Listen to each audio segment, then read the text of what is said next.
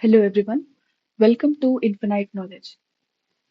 तो आज से हम स्टार्ट करने वाले हैं क्लास 6 के सोशल साइंस का पहला चैप्टर, जिसका नाम है locating places on the earth. तो अर्थ में किसी भी प्लेस को लोकेट करने के लिए कुछ चीज़ों की जानकारी बहुत ज़्यादा ज़रूरी है। हमें पढ़ना होगा मैप्स के बारे में, ग्लोब के बारे में, latitude, longitude, various time zones. इन सब चीज़ों के बारे में हम अपने इस चैप्टर में पढ़ने वाले हैं। तो चलिए शुरू करते हैं। सबसे पहले जानेंगे मैप के बारे में। सोचिए आपको अगर किसी प्लेस पर जाना हो और आपको रास्ता ही ना पता हो, तो कैसे जाएंगे आप? मैप इस तरह की प्रॉब्लम का बहुत ही अच्छा सॉल्यूशन है। अगर आपके पास मैप होगा तो आप आसानी से उस प्लेस पर पहुंच सकते हैं। तो बेसिकली अगर बात करें कि मैप है क्या, तो मैप एक तरह का रिप्रेजेंटेशन है, किसी लार्जर एरिया को किसी स्मॉल से फ्लैट सरफेस पे रिप्रेजेंट कर देना।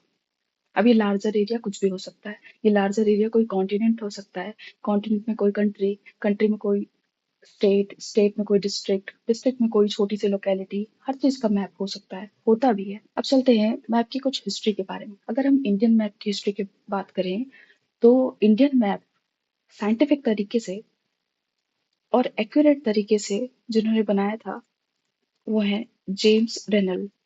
ये एक ज्योग्राफर हैं, इन्होंने 18th सेंचुरी में इस मैप को बनाया था। अब पुराने समय में आज की तरह हमारे पास गूगल मैप्स नहीं होते थे, ना ही कंप्यूटर और सैटेलाइट जो एग्जैक्ट हमें बता दे और मैप हमारे फोन स्क्रीन पे आ जाए।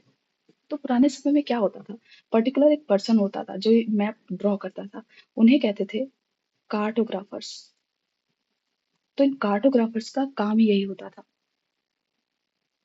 कार्टोग्राफर कॉम्पास की मदद से, ड्राइंग टूल्स की मदद से मैप्स को ड्रॉ करते थे। ये यही करते रहे, लेकिन आजकल ये सिस्टम कंप्यूटर, सैटेलाइट और जीआईएस के द्वारा इन चीजों को किया जाता है। जीआईएस का मतलब है जियोग्राफिक जियोग्राफिक